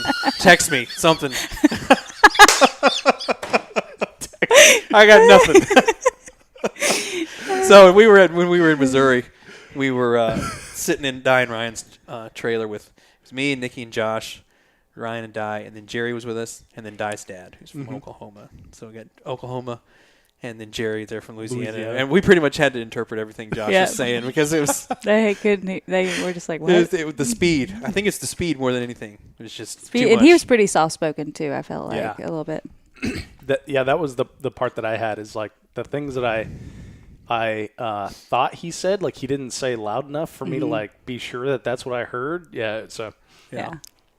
anyway, good dude though. Yeah, no, it Josh, was we a love great you. time. He definitely had fun, and we had fun having him. So Yeah. hopefully it'll be one of my goals with shooting more internationally is to have that outreach between the United States and other countries, and if we can get more back and forth, more influence on matches. Stage. Kim and Josh and I have all talked quite a bit about stage design differences and how we can make things more challenging here and different and whatnot. So Yeah, I gotta say, like the just traveling nationally really helps a local group get better. Like if your match directors will travel to other matches and not breathe their own air, right? Yeah. See what other people are doing. Pardon me. It really creates like a very creative environment. And so I can imagine it's like, tenfold when you're talking international, people from all over the world bringing their best ideas together. So really like that. That Are you model. going to do a follow-up with Eric and John at any point about their plans in France? I'm after hearing that, it was just a couple days ago I listened to that. I'm really interested to see how that plays out. Yeah, I told Eric when we were done talking, like, I really want to help you with this. So, please keep in touch. Here's my contact info, and let me know what I can do to help spread the word. But that for me would be like worth getting a passport and going and checking. Oh out, yeah, I think if for they what had I do. an actual 3-gun there, I think we could get a lot of Americans because they're having the IPSC Rifle World Shoot in Russia, and I know we have a decent amount of Americans going. Yeah, but I think 3-gun would really get people energized about traveling internationally. And yeah. Someone tagged me in something else on Facebook that was like an international thing for 2018. I'll have to go back and look and see what that one was. Is that they're what having it was? they're having a Shoots. World Shotgun in 18. Yeah. Oh, that's in right. 18. It's been 3 years, hasn't it? South And of then, France. World Pistol, I think, Yes. is in 18 also in France. Well, Yep. that's the one John and Eric were talking Yeah. about. Okay. Yeah. That And may then- be later this year though. No, so the pistol's 17, right? And I then think the so. You're right, the shotgun's Shotgun's 18. 18. And then he was talking about doing the 3-gun in 18, Yeah. right? That would be awesome. Yeah. I know. I had no idea I would travel the world for guns. Everybody's like, "Wait, you're going where to shoot?" Like, yeah. It seems so counterintuitive too, Yeah. because like we were just talking at the top of the show, like there's restrictions for traveling and everything, and luckily France had theirs rolled back a little bit. So Nice. Well, and like I was saying, how the shooting community in other countries is more affluent typically. Yeah. What that means is when they decide they want to do something, they've got the means to exert a lot more influence at the top. So it's true. Like Eric was talking about, he just went in and talked to the director of sport for the whole country, for the government or whatever. I mean, Right. we don't even have anyone like that. So Can you imagine? yeah. Yeah, they're part of it, like you were saying, they travel to other countries for like a 1-day match. Mm-hmm. Well, it's like you guys went to Missouri for a 2-day match, and that's probably farther. Well, away and that's than what them the other traveling thing we have another to realize. Yeah, is going from England to France or Yeah. Germany is just a real short trip. Going to So- frickin' El Paso from here Yeah. in Austin. You can drive 14 hours and still be in Texas, depending Yes. on where you left Yes. from. So Yeah, I drove from Vegas or from here to Vegas, and that was a Charlie Foxtrot. that's So, a long haul. Between San Antonio and El Paso on I-10 is pretty lonely at night. Yeah, I figured out is where the Coyote and the Roadrunner are from. Yeah. Yep, definitely looks like their terrain out there. So at least that's what I thought of after like 9 hours of Right. seeing straight road. All right, well, so we'll wrap up here. Looking forward to talking to you guys in a couple weeks. Good luck with the match. Thank Have you. so much Thank fun. you. Enjoy yourselves, and we'll talk soon. Good deal. Thank you. Thanks for having us. Niki, Aaron, welcome back to the 3-Gun Show. Thanks for having us, Dave. It's good to have you guys back. We did a little bit of time travel. Last time we talked was before you went to the Northern Ireland Shotgun Championship, and now here it is a few months after the match, and we're chatting again. Yep, it definitely felt like time travel on the flight over there and back. Did it? So it did. It was about a 10 or 11 hour flight, and there was a 8-hour time difference. So Oh wow. it was weird. We got home just around about the same time that we left London, Yeah. but had already been up for 20 hours or something. So Right. we went home and crashed. Needless to Yeah. say. So do you think you're older than you actually are now, or younger than you actually are? And we tried to talk about that, but Nikki's not much of a time travel person, so she just gets mad and tells me to talk about something real. Look, I So- don't get it. I don't get it. Yeah. But once I find someone worthy of that conversation, I'm definitely going to ask them what they think. Yeah. No kidding. We could talk paradoxes all day long on that one. Yep. Good times. So the last time we spoke, and I just listened to the audio, so we're going to kind of carry on the conversation here. And for the audience, it'll just be, instantaneous because they're going to listen to these back to back. So the big open-ended thing was, were you going to actually be able to get your guns to Ireland? We did. So if you'll recall, I could not find my permits. Well, those permits never turned up, but my buddy Josh Kinney made it happen and had permits in my email, and then original copies waiting on me when I got there, so everything worked out. And it turns out that as incompetent as we think the U.S. government is when it comes to dealing with guns, the British government is way, way worse. Oh, really? So I could have literally had a piece of construction paper with crayon written on it, and the police would have accepted that as a gun permit. They had no clue what they were looking at. Really? Like the It Ron may as well Swanson? have been written in Greek. The description of the guns, what the permit was for, everything. It was interesting. We So actually I think you can write your own got permits. the I guns. don't advise that, Yeah. but Right. you probably could. Yeah, we got the guns and we were like, do we just leave the airport without anybody checking? And finally somebody walked up to us and was like, is that guns? We're like, yeah. Can I check them? Sure. Yeah, we've been looking for someone to do that. So it's very interesting. So, Nikki, are they supposed to, make sure that you're picking up yours? Is that what the deal is? Right. I mean, usually, we just kind of walked in. It was a very small airport. We went into the city airport in Belfast. And so Aaron walked over to the info counter and was like, hey, I have guns. What do I need to do? And the lady's like, oh, yeah, here you go. And she just opened this garage door and there's all our luggage all together with the guns and walked away. And we were like, wait, do we not need to get these checked or permits or what's going on? So sure enough, Aaron gets it. And then we had one bag that came on the carry-on because it had no ammo in it because they ended up splitting up our ammo through our luggage. So the one bag we had to wait on the carousel. It came through. And then we just kind of stood there and looked around and was like, I guess we leave. And so we started walking to the door, and finally a policeman came up to us and was like, are those firearms? And we were like, yeah. So he checked them, and then we left. It was very easy. Interesting. So, Yeah, yeah. the most trouble we had was actually at the Austin airport. They were giving me a bunch of trouble about having shotgun shells in normal boxes. Right. And they were taking all of it out, and they were going to count it and weigh it. And the guys I probably had 12 boxes of shotgun shells in there because you can take more weight in luggage overseas. Right. And he's holding 12 boxes of shells in his arms, which if you've ever tried to do that, I know we all have. Yeah. It never ends well. This guy puts 2 entire boxes of shotgun shells on the floor behind the baggage counter at Austin Airport. And See ya later. spends a good 5 minutes tracking them all down. I was like, no, I think we're missing a couple. And he's on his hands and knees crawling around. It was pretty great. So we were only about 10 minutes into the trip at this point. I thought, oh, this is going to be good. Yeah. Can't wait to tell Dave. Yeah. But once we got to England, if you have guns, Really easy. you just walk in and say, I have guns, and it's like the Red Sea parting. I mean, the manager of the airport comes and takes you to his office, and the forms that you have to have, they can't take copies of anything. So we go in the office, and they fill out 4 of the same form. It's all the serial numbers of all the guns, all of our info. They have to handwrite on 4 separate 2-page forms. Mm-hmm. So you spend about 30 to 40 minutes sitting there watching a guy write. And Yeah. And that was then somebody to stamps go it. from Ireland to London with them. Yeah. And then somebody stamps it, and somebody else staples it, and then you're done. And I was thinking, it seems like this could be faster, but what do I know? Yeah. We got these amazing computers now. Right. Right. Now, did you have to say why you had guns in Ireland or in England?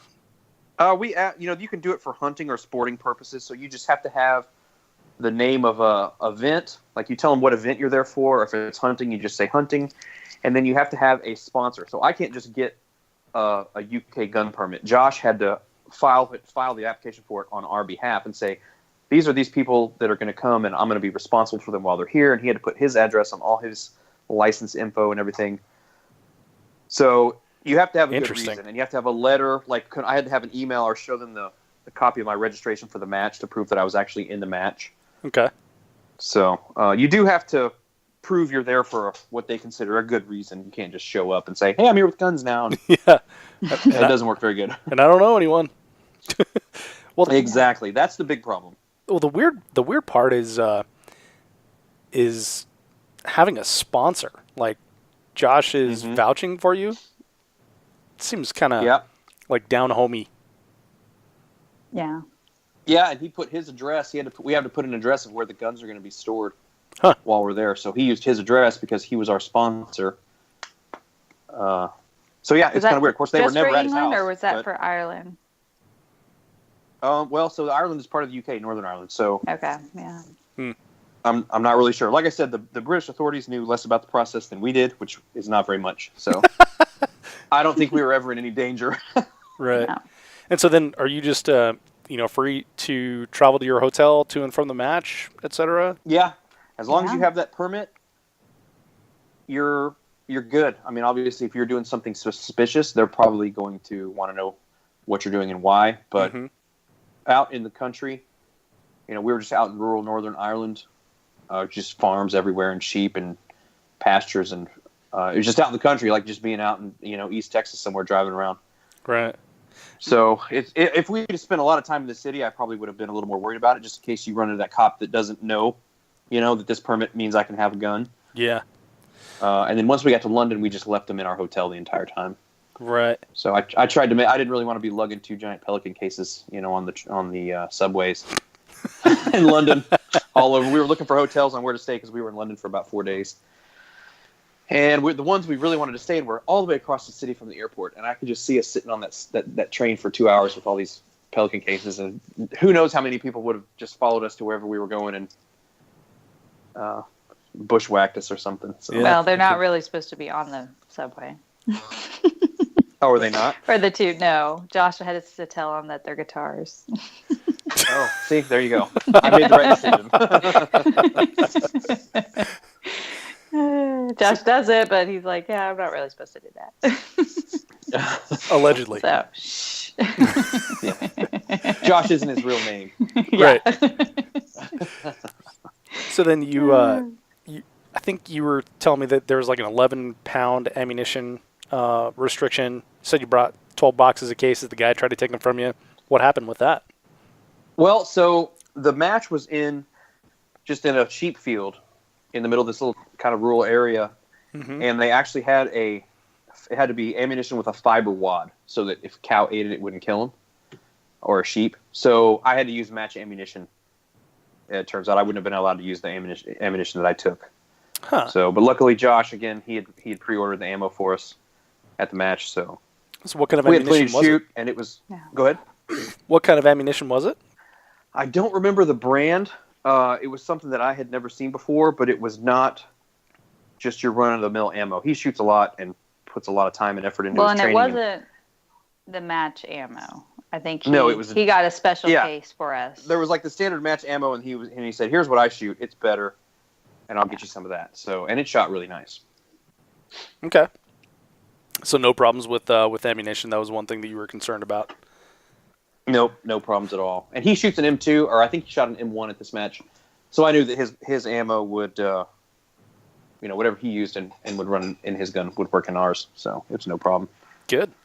So any other issues or anything as far as like getting to the match and getting everything organized before the shoot? No, it was actually pretty seamless once we got there, and for all the build up leading up to it and chaos. Should we mention my gun fitting? Oh, preparedness. Yeah, the logistics of it were anticlimactic compared to all the build up, but Nikki does have a what not to do story. Nice. So of course, I get a new gun finally right before the match and shoot it once. I think maybe I don't even know if I shot it. Yeah, then I remember Aaron you telling and me that was new. I got it, and so me and Josh, when he was here in the spring or fall, whenever he was here, he kind of showed me, okay, this is how it should fit. And I've always used Aaron's guns, and so they've always been, the stock is for left-handed. Everything is geared towards Aaron because it's his backup gun that I use, and so anyway, I finally get a new gun. Josh shows me how it should fit when he's here. Which I don't have my gun at that point, but I know, he's like, this is how it should look when you look at the sights, when you close your eyes, blah, blah, blah, gave me all these things to do. So get my gun, I go in the shop, and I'm like, this isn't right. This isn't what Josh showed me. So Aaron's like, all right, here's the book. Go change it. I was like, okay. So didn't know I could change a stock, so I changed something inside the stock. I don't even know what it was called, like some kind of shim or something. And so I changed it. I'm like, okay, I see the sight the way Josh told me it should look. So I'm all ready. Well, then Aaron goes to this women's conference and takes my gun for them to use and changes the stock. Doesn't tell me until the night before the match. It is like, oh, yeah, by the way, hey, I changed your stock, but it should be fine because you always shoot high and it should bring you down. And so I'm like, I can't believe you changed it. It was perfect, but of course I had changed it after I shot it. So I hadn't shot it. So I don't really know that it was perfect. I just know what Josh told me it should look like when I opened my eyes after closing them and shouldering it. So Josh is there. We're in this cute little house, and I was like, Josh, what do I do? And he's like, well, let me see. And so he looks at it and he's like, no. He's like, it's way too low. Like, it's not going to work. And Aaron's like, well, she shoots high. And I was like, Aaron, this is the pro. Like, he's the world champion. Like, we got to listen to him, you know? So now I'm like torn. Do I listen to my husband, who's awesome? Or do I listen to Josh, who, you know, is awesome also? But you know, Aaron's left-handed, I'm right-handed. I don't know who to listen to. So Josh is like, no, you're going to shoot so off. Like, we got to fix this. And so he goes and puts on, like, we had some little foamy things that were on our shell caddies to protect them. And he puts that on and tapes it. He's like, all right, that's perfect. Like, it gets you there. It might be a little bit high. So just shoot a little bit low. And I was like, okay. And so I was like, well, I mean, just after the first stage, I'll just rip it off if it's not good. And he was like, no, you can't do that. And I was like, what do you mean? And he's like, you can't change your gun once you start. Oh, you're it's kidding. Like shotgun. I was like, crap. Now what do I do? And Aaron's like, I wouldn't leave it on there. So, of course, I'm like, I don't know what to do. And Josh is like, no, you have to leave it on there. Like, this is going to make you shoot better. Just shoot a tiny bit low. So we're making gun modifications the night before with duct tape and foam. So it was quite the challenge. So I left it on, and of course every RO is like, I think you're shooting a little high. So all my misses were high. Nice. So yeah. And then I would husband. look at the RO and say, yes, she is. I tried to tell her. She I wouldn't tried listen. to tell her. So listen to your husband. They know what they're talking about. Sometimes. Yeah. Most of the time.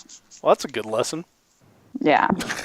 So that's always fun. Don't do modifications the night before. No. You know, Well, no, let's not get crazy.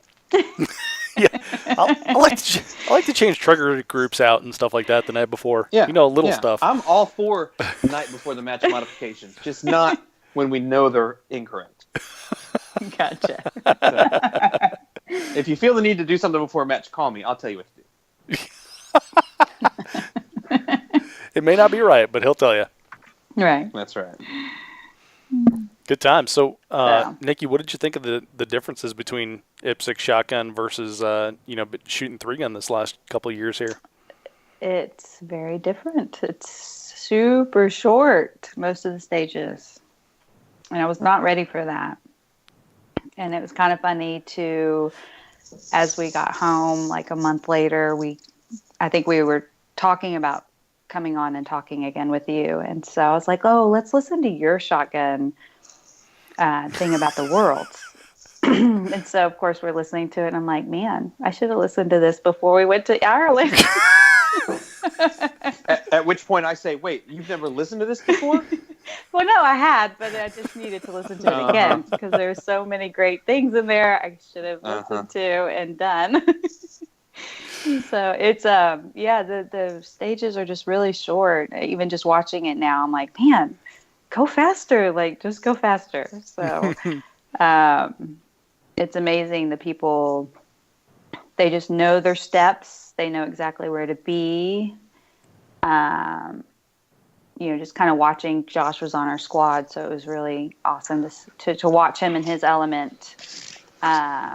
Shooting that was awesome. Yeah.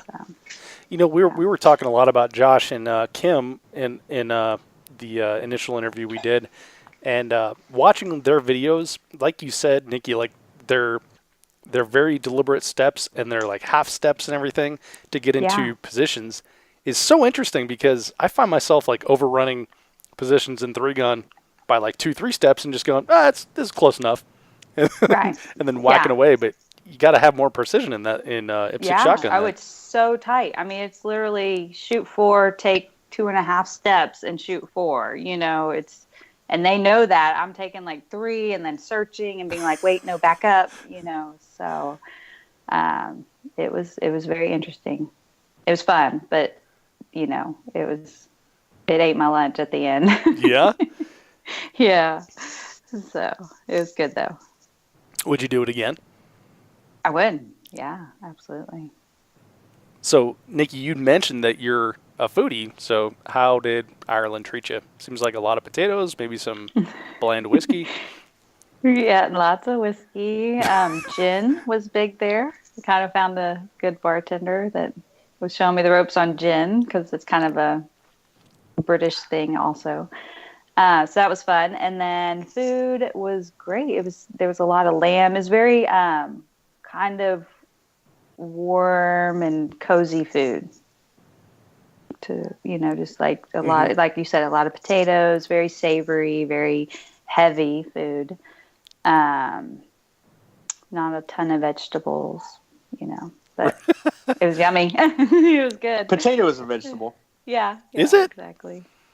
Oh, I mean, Kind it of. is in Ireland. Yeah. And then, it was funny. We had a big banquet the last night, and it was basically Thanksgiving. It was so crazy. I was like, what the heck? This is Thanksgiving. Like, they had cranberries, and they had stuffing, which Aaron has a funny story about that, and mashed potatoes, and just basically everything, turkey. They had also lamb and roast beef and other things, but they had turkey, and I was like, wow, is this where we get Thanksgiving from? So that was funny to have that as banquet food. We're so used to like barbecue or Mexican. So Yeah, because Texas, right? yeah. Good times. But it was good. It was savory, and it was nice because it was cold there. So you kind of wanted that comfort food. Yeah, I'm trying to remember. It's been so long since we talked. What time of year are we talking about here? This is May? It's April. April? April or May, yeah. Okay. It was end of April. End of April, yeah. But in Ireland, we were near the sea, and it was like, 40, Aaron? It was in the high 30s and windy and Yeah. off Jeez. and on light rain Yeah. Like during the for shoot? pretty much the whole day of the match. During the match, yeah. Yeah. I had It a was. ski We jacket were in our on. snowboard gear. Yeah, we Yeah. were in our snowboard gear in between shooting. No Yeah. kidding. Yeah, And it at this match, cold. there was we only had to reset on 1 or 2 stages, so we didn't even have anything really to do to keep us moving. It was pretty rough. That sounds awesome. It was the authentic Irish experience. I'll put it Yes. that way. That's the most Yes. positive way I can spin it. So. Yeah.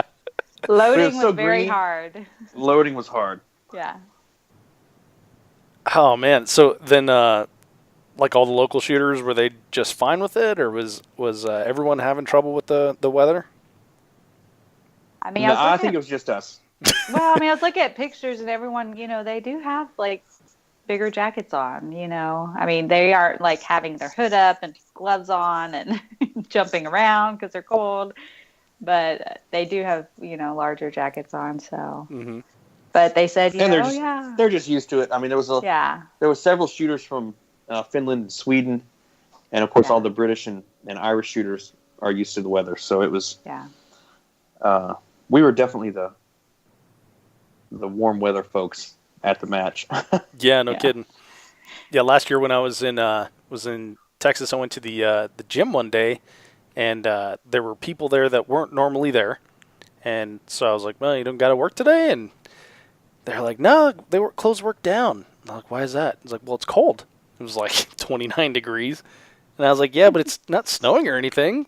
I'm like, "Yeah, but it's cold." And being from You have a different Colorado, perspective on winter weather than we do, Dave. yeah, like being Yes. from Colorado, like that does not compute. Like it doesn't even make any sense in my head when I say it out loud. Yeah. We're wimps. Yeah, pretty But much. in the summertime, we can handle it. So Yeah. it's one of my friends just moved here, a guy we're shooting with quite a bit from New York, and he's still getting acclimated to the heat.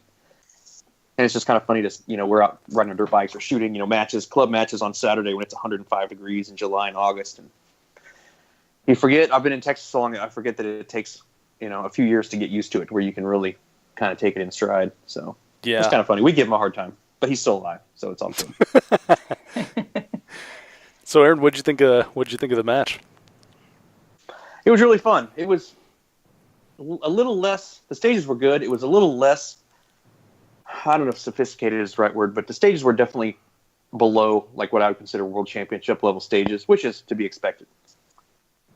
But it was very technical, really well done stages, really cool little range. They set up in some fields right by a basketball court and like a running track. It was really weird. Literally 10 yards behind us was a basketball court with kids playing basketball. Huh. Soccer. And we're just in this field. They made side berms with hay bales, and there were no back berms. It was a birdshot only match. And I would say probably 200 yards in the distance past the firing line, downrange, was just houses, a road. But in IPSC, they set a lot of the targets on the ground, or like waist level at the highest. So you're shooting down into the ground. So they really integrate, safety concerns that you have to have in these other countries because of the rules to make it still a really fun match where you don't feel limited by target presentation and whatnot. So they do a really good job with the setup of their targets and the design so that they don't spin. And they have really specific guidelines on what the targets can be and how they can be set up. So some people don't like the rule book, and it has taken, quite a while to get to where people consider it good, but it was an excellently run match. And I'd give it a 10 out of 10 in terms of match experience. Huh, cool. Now what makes their targetry like unique, or is there anything that we can take away from that? Well, they've got steel plates that kind of sit in a slot on top of the base. So it can only fall backwards. So you don't get any spins. Okay. And as long as of course, they have nice soft dirt that they can hammer stakes into. Here in Texas, we have to hammer drill every hole that we want to put a target stand into.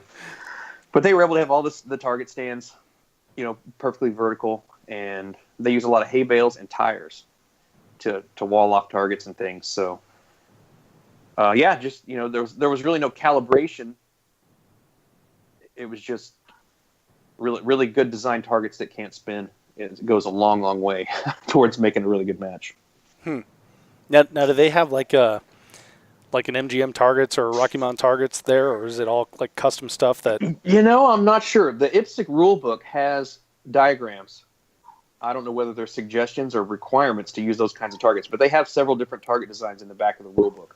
Okay. And so a lot of these guys will build them, leading up to the match. The people that ran the match were putting on their Facebook page and stuff, pictures of them building targets and getting targets ready. So I think they were probably all made locally. As in the U.S., gun guys there, in fact, probably even more so because parts are so much harder to find, are pretty handy people to have around and can make most anything they need. And targets is definitely, pretty simple compared to some of the work these guys are doing on their guns, where parts availability is much, much less than it is here. We're really, really spoiled in that regard. Yeah, I got to visit Brownells a couple times this summer and just absolutely blown away by all the crap on shelves in there. It's just incredible. Yeah, I've heard their new facility is really something. They just moved into there in the last couple of years, I think, didn't they? Yeah, they did. Yeah, it's like it's super impressive the level of, well, I mean, first of all, like the level of gear, the level of like room they have to expand, and then how things are pulled. I got to see that like whole process from beginning to end, and it was really cool actually. Yeah.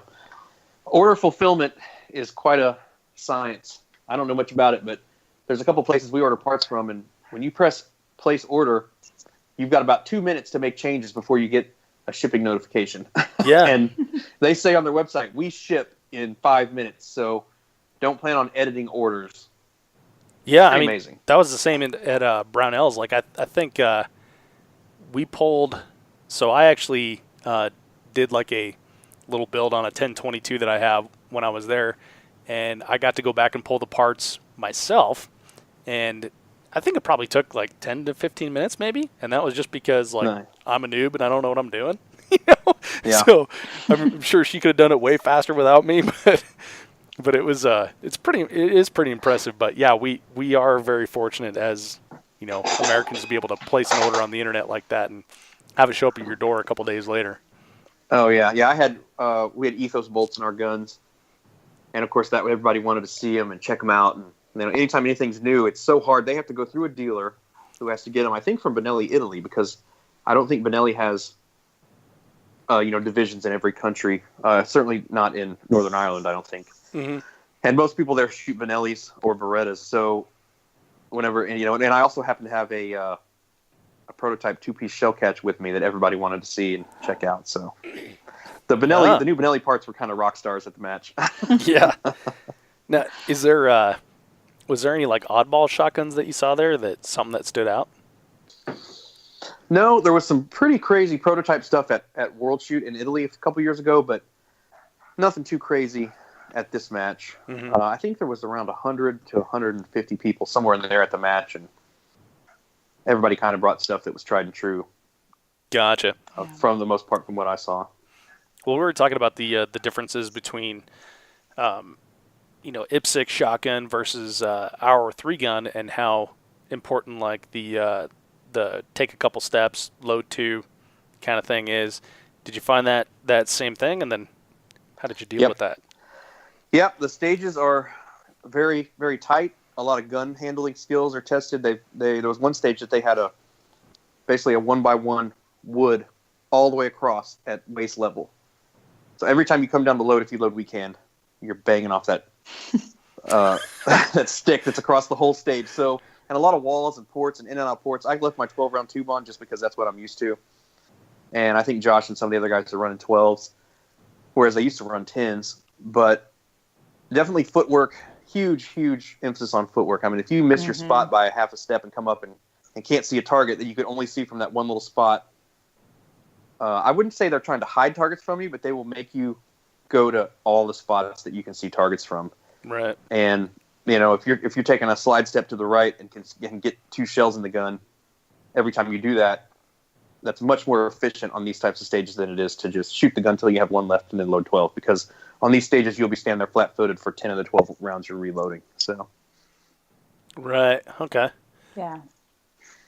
And there was a couple of empty gun starts.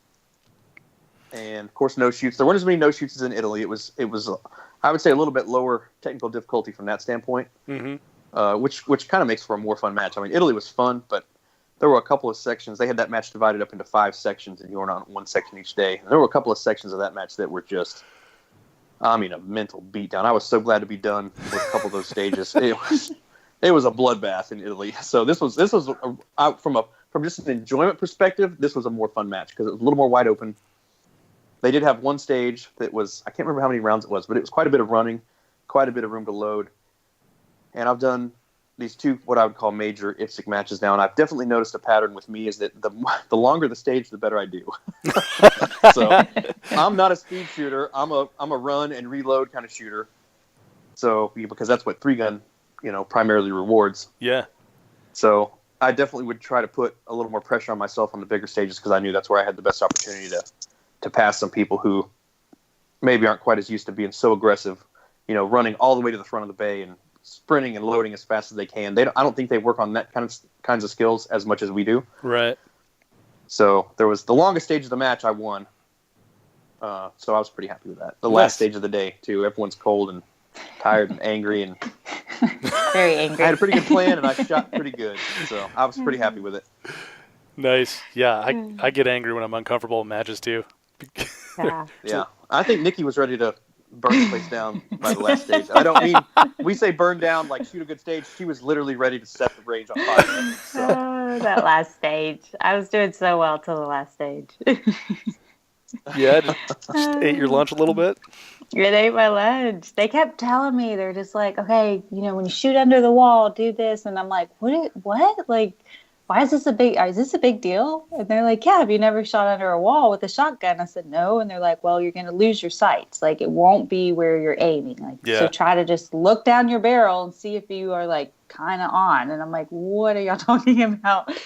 So Josh is showing me positioning and, I'm, like, out there practicing my lean down and, beforehand. And sure enough, I get up there and I, like, get 1, 2, and I'm like, yeah, I got this, And then it just fell apart.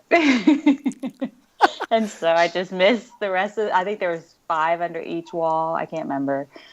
And I'm like, do I go prone? Because I'd been seeing people do that. And I'm like, I don't even know what to do at this point. So I reloaded, which was stupid. And tried to shoot some more, kept missing. Finally just moved to the next port, load the gun up again. And I think maybe got 2 on that side also. And just was so frustrated. And then ran to the next shooting position and ran out of ammo. And I was just like, why didn't we practice this? Why didn't we know about this? Aaron's like, If you'd listened to my podcast, you would have known. I know, exactly. Should have listened to the podcast before I went. So Nikki, Aaron actually texted me that when it happened and said, this is what Nikki just said. I should have listened to the podcast, and oh my god, I was laughing so hard. It was so funny. Oh my god! So should have listened to this.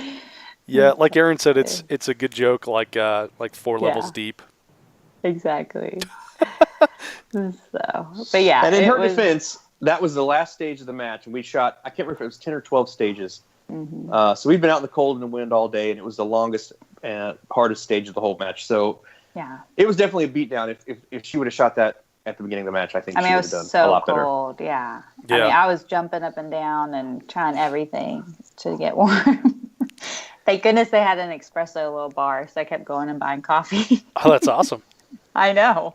I was like, why does America not catch on to this? I know. Yeah. So that's why I take my machine everywhere. Because there's not one there. Yeah, if I'm on coverable match, and this isn't like a good thing. I'm not bragging, but because it's a character flaw, but I get a bad case of like the F-its where I'm just like, let's just get this over with, Yeah. I was definitely kind of breaching that point. I was tired and hungry and cold and okay. What are we doing? We're shooting under this wall? Okay. I can do that. Yeah. Nope. So what was the if you didn't have like a ton of no shoots, Aaron, you mentioned last time at the World Shoot that you shot almost a entire match with a full choke. What was the choke selection like this time around? I think I shot cylinder for most of the match. Really? On this one, yeah. A lot of them were short, and the ammo we were shooting, we were able to get a chance to go actually pattern it on a steel plate and discovered that it was patterning really good. So I think I shot mod on 2 stages, and there was where you had 2 poppers and then 3 no shoots, like on either side and then in between the 2 poppers. And I had put in a mod choke and aimed at the very top edge of the popper and was able to sneak enough shot in there to knock him over. But other than that, my cylinder worked really well. This ammo worked a lot better in my gun in terms of patterning than the stuff that we had to shoot at the World Shoot. Right. And the stuff at the World Shoot, if I'd had more time with it, it was number 6 shot, and I just didn't get a chance to really work with it with my chokes and figure it out. So I was kind of flying blind there. But this stuff patterned really well and made a big difference. I mean, these guys spend so much time patterning their guns, and actually for the World Shoot, there were guys that were loading 2 different sizes of shot in the same shells to be able to go around, navigate around no shoots, and then the swinging clays on the sticks. Like they would hit a popper and then shoot, basically double tap where the clays are coming out from behind hardcover. Right. And they mix 2 different sizes of shot so that their pattern is longer. So some of these guys were getting 2 clays with 1 shot. Oh, you're kidding! The pattern was long enough that as the clay's coming in, the very very first part of the pattern hits the front clay, and they're still patterned when the second clay comes swinging into the same area. So not many people pulled it off, but there were a few that were doing that, and it was pretty impressive. That is pretty damn impressive. Yeah. So what size shot do you mix then?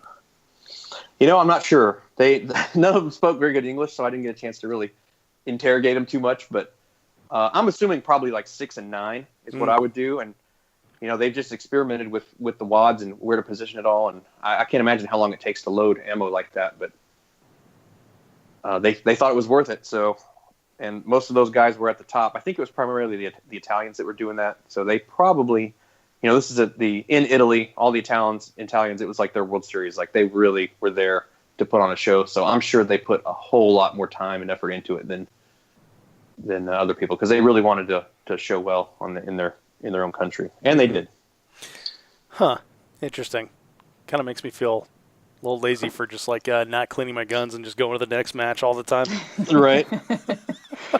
Well, the targets we shoot don't really require that. We spend that much time on our rifle ammo primarily. I would say most 3-gunners. That's very true. So they, if you probably a comparable amount of time that they put into their shotgun ammo, and of course in England they can only shoot shotguns, so They don't have anything else to do. So the one of the other things that we were talking about was ROs. You mentioned that in IPSC, ROs can be disqualified for various reasons. They can. And Yep. was there any, arguments with our ROs? Did Josh have to? Did you have to hold Josh back from? No. challenge This was like I said, a really well run match, and all of the ROs were fantastic. And of course, it's in the UK, and Josh is kind of the man in the UK, so he was much more well known there than he was in Italy. Although he'll be pretty well known in France, I think, next year, because he's added some serious horsepower. It was really fun to get to watch him shoot. I mean, he's just so fast, and he spends a ton of time training and practicing, and anybody who follows him on Facebook knows how much time he spends practicing. So it was really fun to watch him shoot. But no, we didn't have any problems. Everyone was super happy that everyone was there. This was the first time they've had this match in Ireland, so they were really, really trying to make it a 100% success. And so everybody was really, really invested in making it a great event, and it definitely showed. It was, like I said, 10 of 10. I mean, from the stages to the communication leading up to it, to the execution, to the ROs, to the food, and picking up our ammo, the sign-in, everything was great. So I don't have really a single complaint other than it would have been better if it had been 90 degrees. I probably would have won the match if it had been 90 degrees, because everyone else would have been overhooked up to oxygen and IVs. Yeah. Well, so did you find out if there's an RO match, or if they're paid to be there or anything? I'm not sure. There was an RO match because they were. We went up there the day before to pick up our ammo and check in and everything, and the ROs were shooting, so we got to watch them shoot a little bit. But I'm not sure. I mean, IPSC in other countries is, there's no prize tables, and everybody's basically there because they want to shoot. Right. So I have a feeling it's, if not 100% volunteer, probably close to it, because the match fee was, considerably less than a major 3-gun match fee here. So, and then we had to buy tickets to the banquet, the awards banquet. It was like 20 or 25 euro. I can't remember, but pretty standard. What you would buy a ticket for at an awards banquet kind of thing. Right. The food is really good. They had some Irish music and dancing and stuff. So they really put a lot of effort into making it a really, really good event, and it delivered for sure. It was definitely worth the trip. I mean, if you like to shoot, it's a great excuse to go to a foreign country and shoot. That's cool. Yeah. So, Aaron, you help run the Texas 3-Gun Championship. Anything that you saw at this match that you thought, hey, maybe we could incorporate that into our match?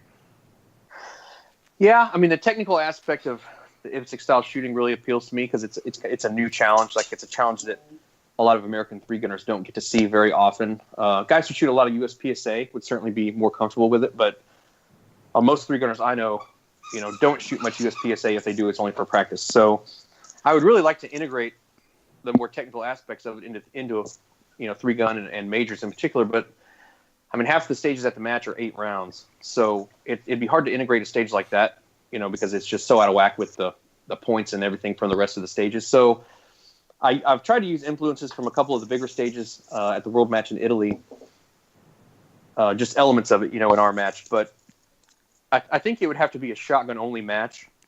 Mm-hmm. And the way we score in 3-gun with just the 100 points on every stage instead of hit factor, we did a local match here, and I actually had 3 of the 8-round stages all set up in one bay, and you would just shoot them one after the other, like 3 strings, and those combined were your time for that one stage. Oh, that's cool.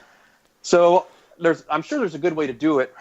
We just kind of have to experiment, and have done a little bit at our club matches. But the other thing is, they use so many walls. I've never been to a match in the United States other than Multi-Gun Nationals that had so many walls. So most clubs, there's no way we could run a 12-stage match with the amount of walls these guys have. It's just crazy. So that's another factor, is just the equipment and building walls. I mean, I think I can't remember how many walls we built for our match, but I want to say it was like 50 or 60. Yeah, I thought you said like 54 or 56 or something like that. I can't remember what the exact number was, but yeah, it was a lot. And you think, man, there's no way we can ever use this many walls, and then all of a sudden they're gone.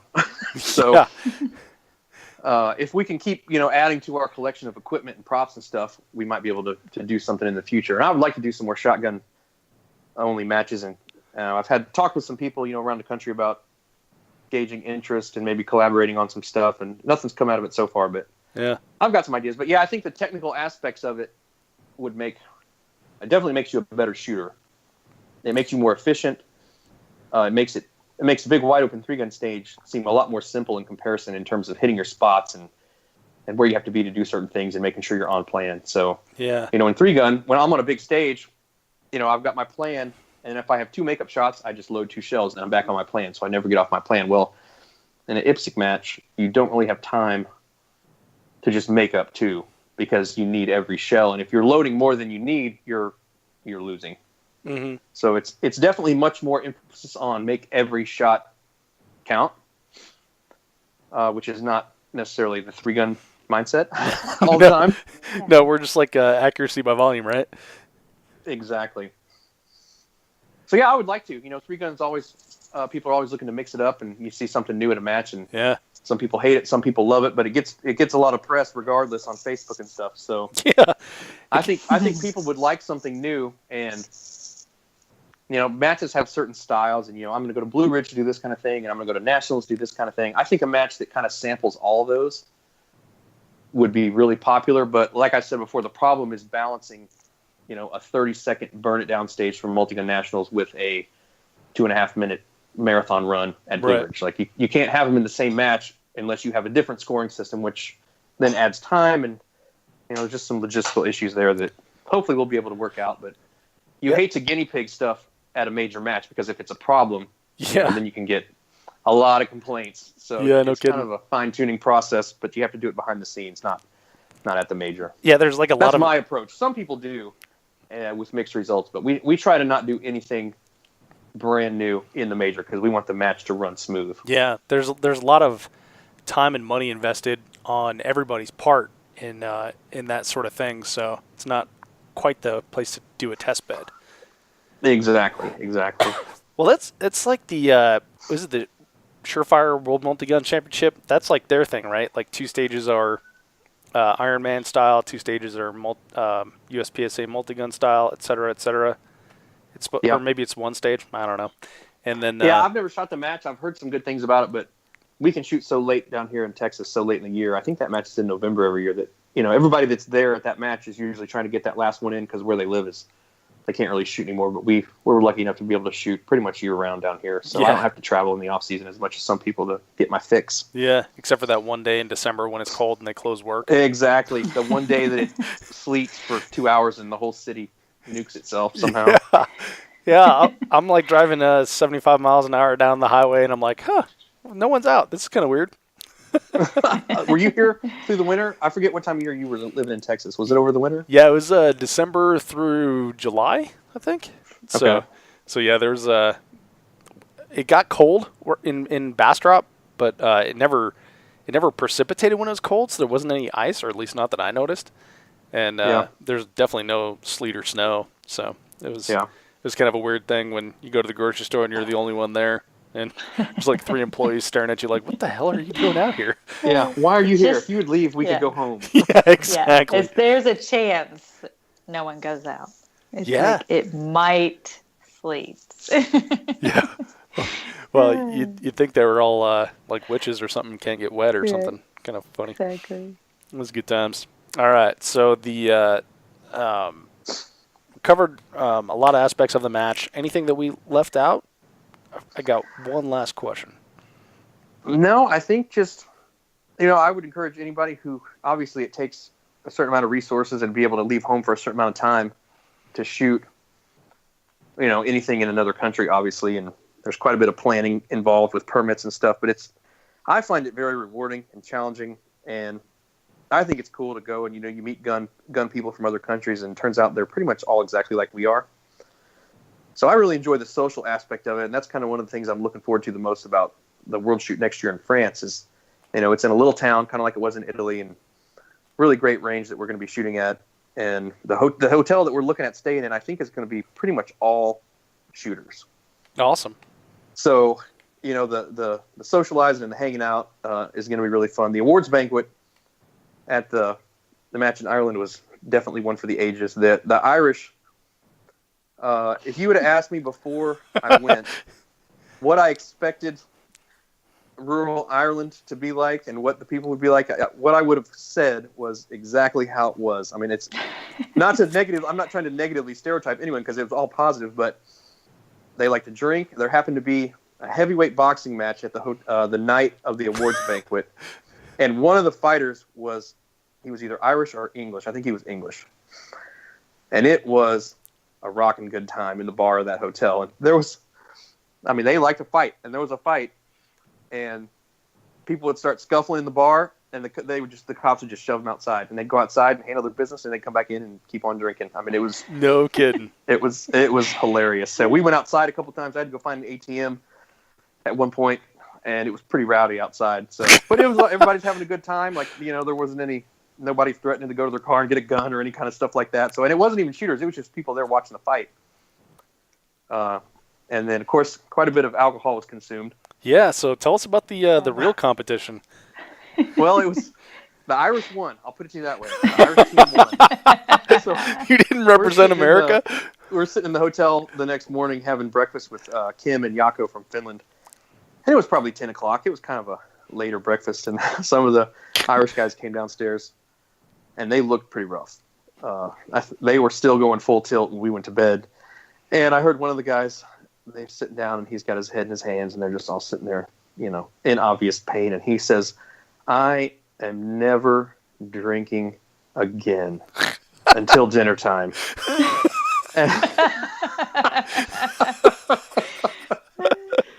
So they definitely have a we can do it mentality when it comes to the aftermatch, stage 12 or stage 13 or whatever you want to call it. Yeah, so it was a good time. There's stereotypes for a reason, right? Right. And it was really fun. So they drink Guinness. A lot of times there's like pizza is Italian, and you go to Italy and hardly anybody eats pizza. Yeah, like Foster's it was not in like Australia. That. Guinness was the number one beer I saw being consumed, which was kind of surprised me because you think, in Americans, when we think of Irish beer, we think of Guinness. It's probably not what they actually drink, but it is. So. Is it cold, warm? Does it matter? I heard the English like warm beer. Cold-ish. It was cool. You didn't have a frosty mug, but it was not warm. Right. Okay.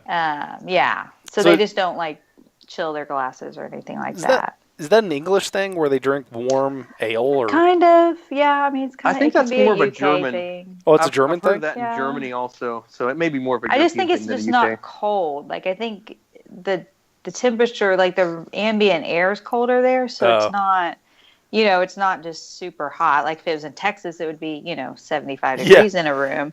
So I think there, it's cool, but it's not like you're drinking, beer that's on been sitting out, right. Or it's not on ice either. So it's kind of this in between. Gotcha. And they did one night. I was like, I'm gonna have a Guinness. I haven't had one yet. And this lady comes over and she was like, "Oh, well, let me bring you the black currant in case you don't like it." And I was like, "Well, I'm sure I'm gonna like it. I don't know why I wouldn't." But anyway, I was like, "Okay."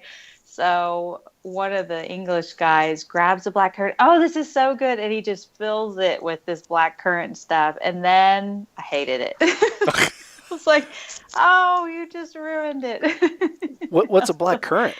So it's like this liquid currant syrup, basically, that's sweet. And so it makes the beer very sweet. But currant has kind of a tartness to it and kind of bitterness to it, and how much he put in, I was like, this would have been good with a capful, not half a bottle. He's like, "Here, I'll make this better. It's so much better with this." And I was like, no, I like beer. not a syrupy drink. So that was interesting. I mean, it was good to try, but it was definitely not. I was like, I just kind of wanted the beer. I wanted the authentic, but apparently that is authentic. And then they said, that's kind of how they start out drinking the Guinness. As your young age, you kind of make it sweet. Oh, yeah. You got to get them hooked at a young age. Exactly. So, and I would just, going along with Aaron saying just about the match, just encourage people to go try it. The people were so nice. And it was, I'm not a good shooter, a very beginner. And they were just so excited just to have us there and just thought it was so exciting. And seeing everyone's different perspective on guns and shooting and competition and how, some people do it just because they love the sport. I mean, they're not getting any money for it. They're not getting prizes. They're just there because they love it. And so that was fun. And just to have all the different languages and that was really cool too, just to be around. Kim was there with Yako, his partner, his business partner. And I finally got to hear him speak Finnish because he would tell me words when he was here in Austin, but I didn't get to hear him actually speaking it. And so I was constantly just staring at them, and they'd be like, "What are you looking at?" I'm like, "I'm just listening." And then the Irish, you're like, "Are you speaking English? Are you sure?" The answer is no. They were not. No. So it's a trip. It's fun, but everyone is just so excited to have everyone there from wherever you're from. So it's really fun. That's exciting. It's cool that there is an international shooting community, and it's good to know that it is, similar to the 3-gun community, open, welcoming. Yeah. We feel like we covered the match. We covered the after match. Any final thought that you guys want to leave the 3-gun show audience with? No, just get out there and shoot. And, like I said, this is a new challenge that I really enjoy, so don't be afraid to get out of your comfort zone. And, there's a lot of other kind of, I hate to use the term oddball, but, non-standard 3-gun matches like the PCC match they just had or the 2-gun match. And there's a lot of other stuff popping up. Don't be afraid to go and try that because you just might like it. Just because it's not, the same kind of match we always shoot doesn't mean it's not really fun. And there's definitely, I think, in every shooting discipline, there's something you can pick up and apply to your 3-gun game. If I'm still primarily a 3-gunner, if I go shoot a PRS match, I'm going to learn something. If I shoot a PCC match, I'm going to learn something. Pretty much every match you can shoot, you're going to pick up something that's going to help your main game if 3-gun is still your main focus. So don't be afraid to challenge yourself and try new stuff, because if it involves guns, it's usually pretty fun, in my experience. This is true. Nikki, final thought from you? Just go and do it. I mean, I'm not good, and I'm not, I'm shooting with pros that can win world champions, and was like, oh my goodness, we're investing a lot of money to go and shoot and go across, the country. And when Aaron, even offered for me to shoot, I was like, wait, what? You want me to shoot? We're going to another country. That's like a big deal, I'm not very good. And he's just like, yeah, but just go shoot. So I would just encourage anyone, just do it. I mean, it doesn't matter if you're coming last or not. It's the experience of it and enjoying it, and you learn so much. So it's just a fun thing to do. So I would encourage anyone, women, young children, men, whoever, just go do it, even if you're not there to win, I love it. Well, Nikki, that's a great final thought. Aaron, Nikki, I appreciate you guys so much for doing this. It was a ton of fun, and I know that everybody's going to enjoy it. So thank you for sharing your experience. Always appreciate you guys, and thanks for being on the 3-Gun Show. Thank you. We're glad to be here, Dave. We really enjoy what you're doing. I really like listening to your podcast, and I really like what you're doing. So we're really, really honored to be on here. Thanks, brother. Appreciate that. Hey, before you take off, check out the show notes at 3gunshow.com/episode 155 for links to things that we discussed in the podcast. You can also sign up on Patreon as a 3-Gun Show supporter or purchase your very own 3-Gun Show logo tee. As always, this podcast is brought to you by Armalite. Armalite has allowed me to get special pricing for listeners on their line of 3-gun rifles, both the 13.5 and the 18-inch, as well as their competition handguards, gas blocks, and tunable muzzle brakes. If you're in the market for a rifle or components to build your own, email me, dave@3gunshow.com, and I will absolutely hook you up. And anytime you see me on the range, you can check out my rifle. I'm rocking the 13.5-inch 3-gun rifle with Vortex Viper PST 1-6 on it. If you want to check it out, You can even shoot it. It'll be fun. And a quick reminder that if you enjoyed this episode of the podcast, subscribe in iTunes, Google Play, Podcast Addict, or wherever you get your podcast content, so you will always get the very latest. That's right, hit that subscribe button. Thank you so much for downloading, listening, and subscribing to the show. I'm Dave Hartman, and I'll see you on the range.